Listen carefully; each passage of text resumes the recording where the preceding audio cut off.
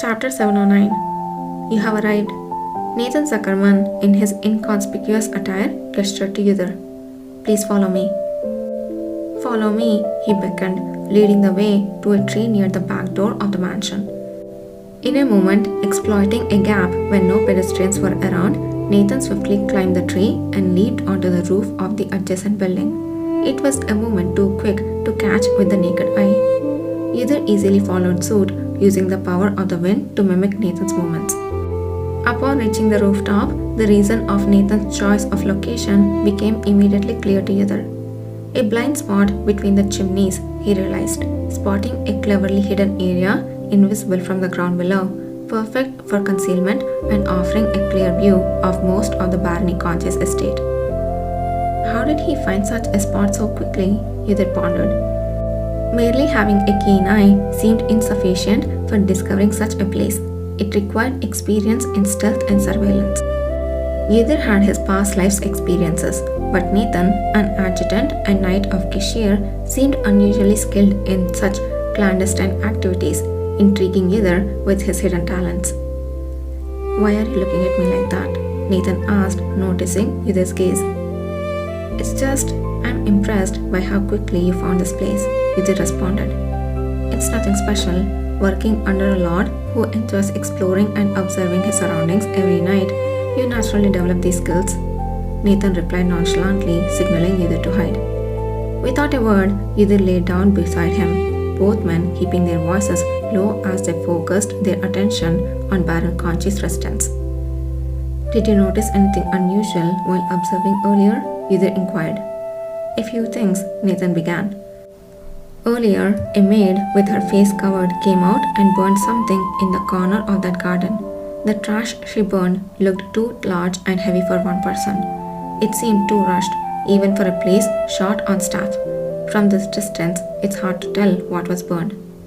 Yudhir observed the charred remains piled up in the garden corner, noting the absence of anyone checking on the hastily burned debris. Also, over there seems to be the stables, which have been quite noisy inside. It's quieter now though. Yudhir's gaze then shifted to a small stable near the burned trash. Although the roof obscured a full view, the hole in the wall windows and large entrance revealed a few horses inside. We should investigate both, Yudhir decided, subtly exerting his power of wind and earth, focusing intently. The pile of trash in the garden suddenly spilled open, scattering its content. Amongst the indistinguishable charred remnants, a partially burned object caught Yudhir's sharp eyes. Is that a horse saddle? He thought, recognizing the basic structure despite its scorched and partially destroyed state. It was undoubtedly a luxury saddle designed for a large horse crafted from dang top quality leather with protective enchantments. Too intact to be discarded, Yudhir mused, sensing the gravity of the discovery. It was clear at a glance that the saddle was of great value. Such expensive saddles were usually fitted for horses of noble bloodlines, and only the wealthiest of nobles could afford to ride such steeds. Yudhir surmised that the saddle had survived the fire due to the faint power of a protective enchantment embedded within it. It was rare for an item still imbued with magic energy to be discarded in such a manner. Only those with little regard for money would do such a thing. The current Baron Conche, however, would never treat such an expensive saddle so carelessly, Yudhir thought. He recalled Kishir mentioning the Baron's penchant for squandering his wealth on pleasures. Yudhir's gaze shifted from the saddle to the stables in the distance. Although not visible to them, the horses they were must have experienced a sudden chill and the ground shaking beneath them. Moments later, a commotion arose from within the stables, a sound only perceptible to the two men, gifted with heightened senses and the power of the wind. What did you do? Nathan asked. I examined the contents of the trash and gave the horses a little disturbance. That should bring someone out to calm them down soon enough. No sooner had Yudhir finished speaking than a figure dashed out of the mansion. Even from this distance, the youth's southern descent was evident. Shortly after he entered the stables, the horses quieted down. A southerner, calming several agitated horses so effortlessly. There is more to ponder here. Is he like a horse whisperer or something? Following the youth, several other figures emerged from the mansion, their faces and skin covered with cloth. That attire, Yudhe recognized it from his previous encounter in Thenu. It was similar to what the southern merchants wore when they stayed at inns. After a while, those at the stables emerged. They searched the surroundings, suspected something amiss, scrutinized walls and bushes, but they were unable to detect either, who had skillfully used his powers from a distance that would be unimaginable for an ordinary awakener. Finding nothing, they returned to the mansion and it fell silent once more. ... Deciding there was nothing more to see, Yudhe swiftly rose to his feet and Nathan Zuckerman followed suit without a word. You have seen everything, I presume? Yes, Nathan replied, his response heavy with unspoken implications. There are southerners in the Baron Conche's estate. The ones with covered faces are surely those we have been pursuing from the west, and the first one who emerged is likely a servant of the deceased second prince. If we retrieve and examine the partially burnt saddle, we will have more certainty.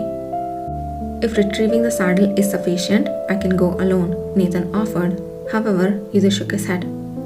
No, let's use this opportunity to capture them. It was a bold statement that would have surprised his fellow cavalry members, familiar with Yudhe's temperament. But the loyal southern knight showed no surprise. He studied Yudhe's face as if contemplating, then spoke. If we intrude, it could lead to complications, but we should retreat after retrieving the saddle and report back before taking further action. I would rather not lose a trail we have finally caught, Yudhe disagreed. Certainly, Nathan Zuckerman could proceed as he suggested. However, if those scoundrels caught wind and fled again in the meantime, it would only delay the cavalry's return to normal operations.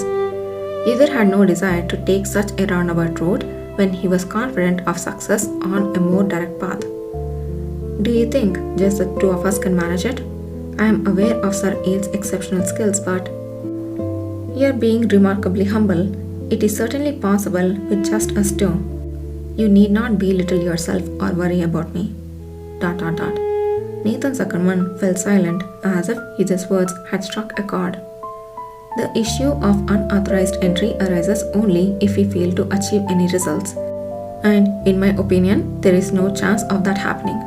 If that saddle truly belongs to the second prince, the likelihood that his horse is still alive in the stables is quite high.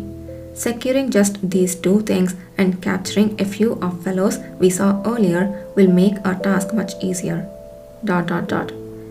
Yudhe lifted the corners of his lips slightly, looking at the silent Nathan Zuckerman. Of course, I understand your concerns. If you are not confident, I can handle it alone. Just watch over the area to prevent any disruptions or escapes. Should any problems arise, I will take full responsibility. That won't be necessary. Finally, Nathan Zuckerman withdrew his gaze from Yudhe and nodded. I will accompany you.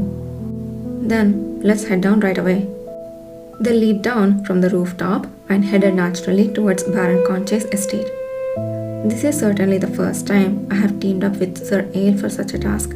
It makes me wonder how much you usually know about me, Nathan Zuckerman murmured as they scaled a wall. Yudhe remained silent.